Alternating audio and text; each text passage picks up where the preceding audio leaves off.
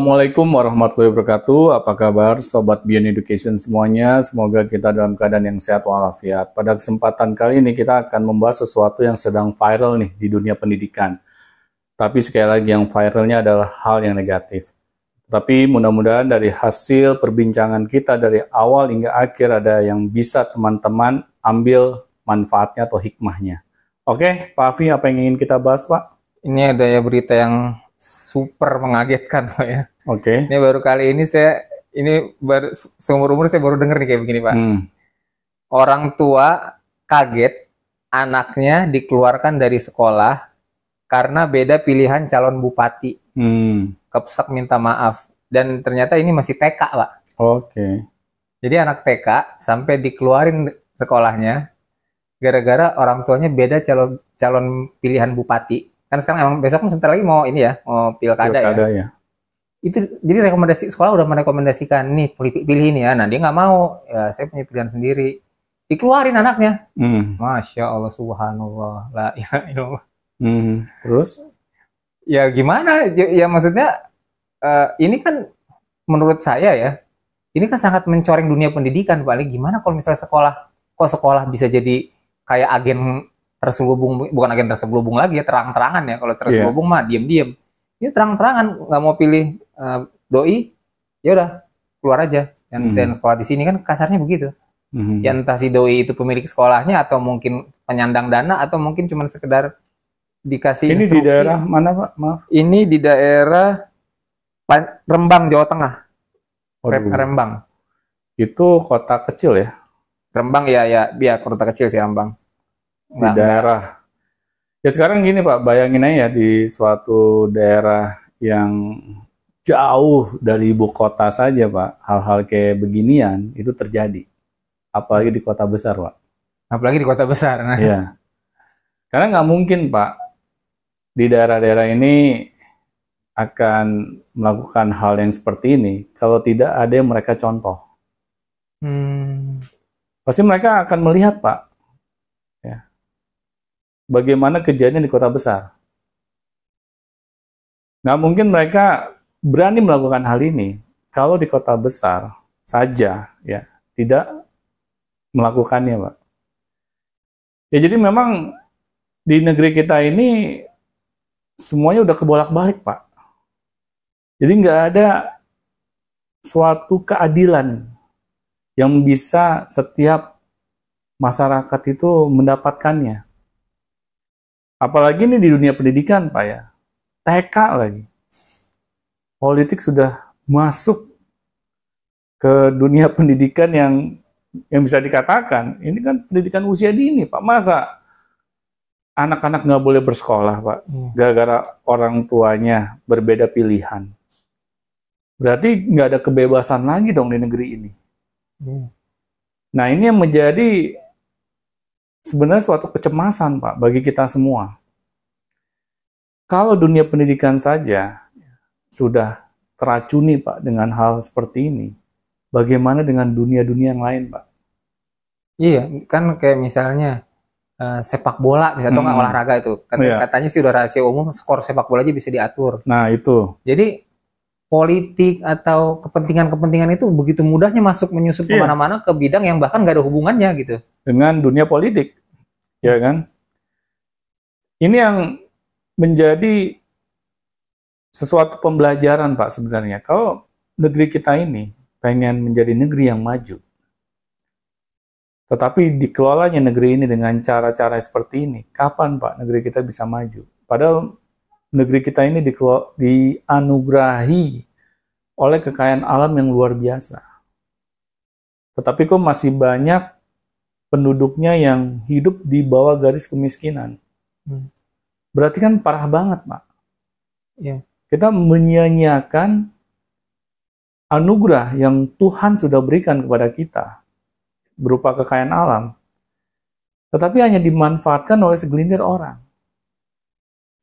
Nah, di sini sebenarnya masyarakat ini perlu ini Pak, bergotong royong untuk menyelesaikan masalah ini.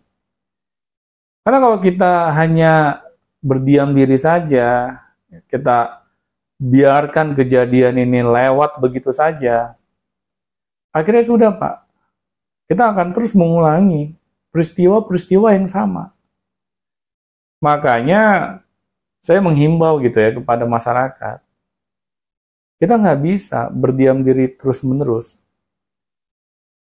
Nanti kalau kita sudah kena batunya, baru deh kita teriak, Pak. Kita merasa tidak mendapatkan keadilan. Bagaimana kita bisa mendapatkan keadilan kalau kita melihat sesuatu di hadapan kita, mereka duluan yang nggak mendapatkan keadilan, tetapi kita berdiam diri. Karena ini nggak menimpa diri kita. Ya karena kitanya masih baik-baik saja gitu. Nah itu. Karena sesuatu itu akan berulang, Pak. Ya, peristiwa. Nggak mungkin kita merasa bahwa, oh, gue yang penting main aman aja deh. Ini kan nggak kena keluarga saya. Jadi ngapain saya harus teriak-teriak? Nah, nanti kalau hal ini berbalik kepada diri kita, baru deh kita yang teriak-teriak, Pak. Dan nggak ada satupun yang mau nolongin kita. Karena kita juga abai. Kita melihat orang lain dizolimi, kita diam saja. Kalau perlu satu sekolah, Pak, demo, Pak, kalau saya sih.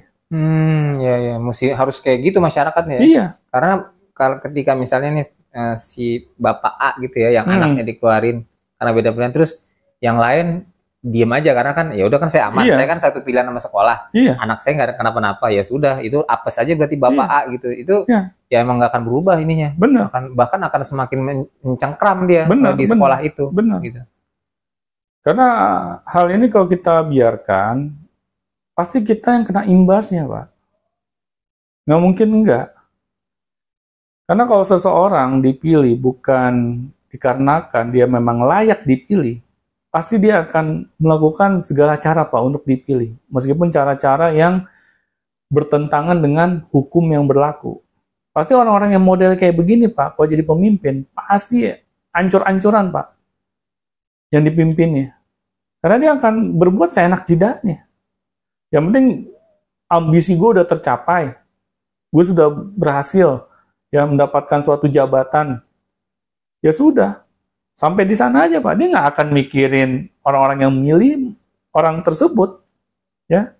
Karena ambisinya dia untuk mendapatkan jabatan saja. Nah, masa sih kita mau model ondel-ondel kayak begini, Pak? Mau sampai kapan kita terus dibodohi? Ya. Kalau gitu besok saya golput aja, Pak. Bukan masalah golput, Pak. Kita harus punya sikap. Ya. Bagaimana kita memilih tanpa adanya paksaan.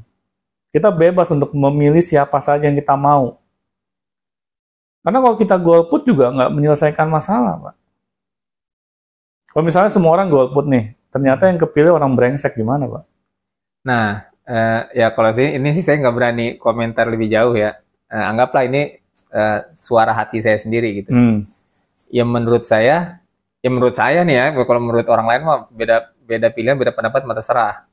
Tapi kalau menurut saya kandidat yang sekarang ini calon di kota saya nih gitu ya, yang mau saya pilih, ini nggak ada yang bagus menurut saya lah gitu ya. Iya, sesuai dengan hati nurani. Iya, artinya gini, saya milih si A.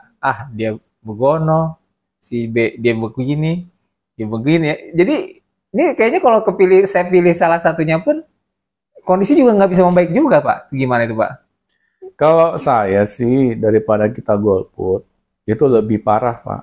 Karena kita nggak memberikan pilihan kita kepada siapapun. Pastikan nanti orang-orang ini akan menjadi pemimpin kita, Pak.